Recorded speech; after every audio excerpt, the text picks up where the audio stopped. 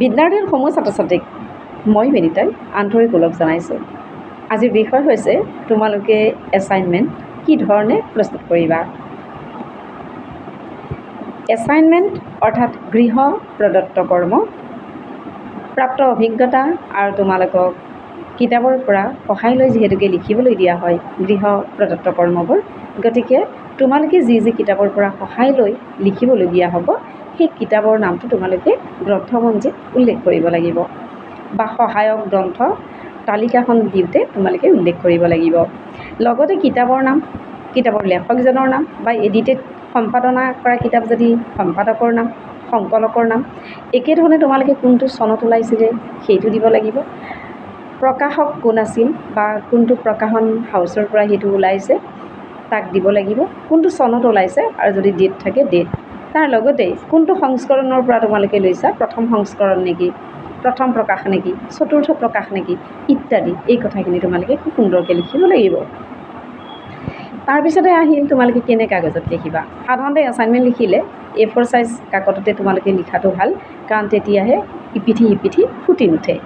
গতিকে A4 size কাগজত যেতিয়া তোমালোকে এছাইনমেণ্ট লিখিবা তেতিয়া এটা পেজতে লিখিব লাগিব, ওলোটা পিঠি তোমালোকে লিখিব নোৱাৰা, কাৰণ হয়তো চিনি নাপাব পাৰে ইত্যাদি বিভিন্ন কাৰণত এছাইনমেণ্ট এটা কাগজত এটা পিঠিতে লিখিব লাগিব, ওলোটা পিঠিত তোমালোকে লিখিব নোৱাৰা, বুক চাইড যিটো লিখা এইটো লিখিব নোৱাৰা।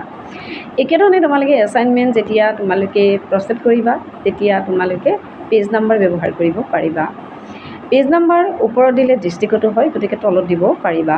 আৰু তাৰ বাহিৰে তোমালোকে এছাইনমেণ্টত উদ্ধৃতি ব্যৱহাৰ কৰিলে লেখকজনৰ নাম, কোনখন কিতাপ আৰু কোনটো পৃষ্ঠাৰ পৰা গ্ৰহণ কৰিছা পেজ নাম্বাৰটো তোমালোকে উল্লেখ কৰিব লাগিব। এছাইনমেণ্টটো শেষৰ কামটো হৈছে বাইণ্ডিং কেনেকৈ কৰিবা, সেইটো তোমালোকে নিজে বিবেচনা কৰি পেলাই বাইণ্ডিং কৰিবা আৰু কেনেকৈ দিলে ভাল লাগিব, ভাল দেখিব, কোনটো বিভাগে কেনেকুৱা ৰুল প্ৰয়োগ কৰিছে, যদি কিবা ৰুল আছে, যদি নাইতো ঠিকেই আছে, এজ ইউজুৱেলি তোমালোকে সহজভাৱেই দিব পাৰিবা, কিন্তু তোমালোকে যদি কিবা নিয়ম আছে তেতিয়াহ'লে এই নিয়ম মতে তোমালোকে খুব ধুনীয়াকৈ দিব লাগিব। এতিয়া তোমালোকে কেনেকৈ কভাৰ কৰিবা, তোমালোকে কেনেকৈ পিন আপ কৰিবা, সেইটো তোমালোকে নিজেই ডিচিশ্যন ল'বা।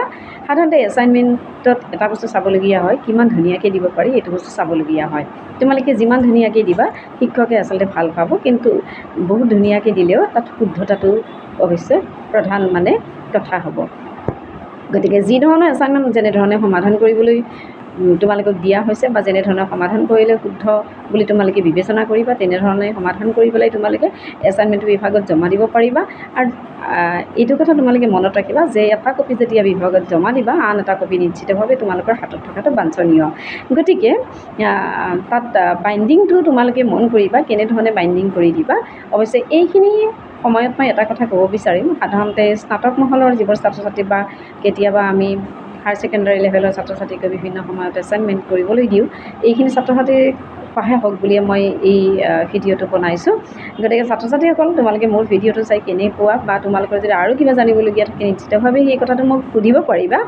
কিন্তু স্নাতকোত্তৰ মহলাৰ কাৰণে এখন ডিজাৰ্টেশ্যন বা তেনেকুৱা ধৰণৰ বস্তুৰ কাৰণে মই হয়তো ইয়াতকৈ অলপ বহলাই ক'ব লাগিব, কিন্তু নিয়ম এইটোৱে। তাত হয়তো আমি কেনেকৈ গ্ৰন্থপঞ্জীটো ব্যৱহাৰ কৰিম সেইটো নিশ্চিতভাৱে স্নাতকোত্তৰ মহলাৰ ছাত্ৰ ছাত্ৰীয়ে বুজিব বা সাধাৰণ নিয়ম অৱশ্যে স্নাতকোত্তৰ মহলৰ ছাত্ৰ ছাত্ৰীৰ কাৰণে এইটোৱে হ'ব। গতিকে এছাইনমেণ্ট এটা তোমালোকে যেনেকৈ প্ৰস্তুত কৰিব লাগে এইখিনি প্ৰস্তুতি ৰাখিলে এটা ভাল এছাইনমেণ্ট তোমালোকে বনাব পাৰিবা আৰু তাত ভাল নম্বৰ তোমালোকে আশা কৰিব পাৰিবা। বিদ্যাৰ্থীৰ সমূহ ছাত্ৰ ছাত্ৰীক মই বিনীতাই পুনৰ আন্তৰিক ওলগ জনাই আজিলৈ সামৰিছোঁ। আটাইকে ধন্যবাদ জনালোঁ। শুভৰাত্ৰি। মোক ভিডিঅ'টো চাই কেনে পালে কেৱল জনাবা, তোমালোকে কমেণ্ট কৰিবা।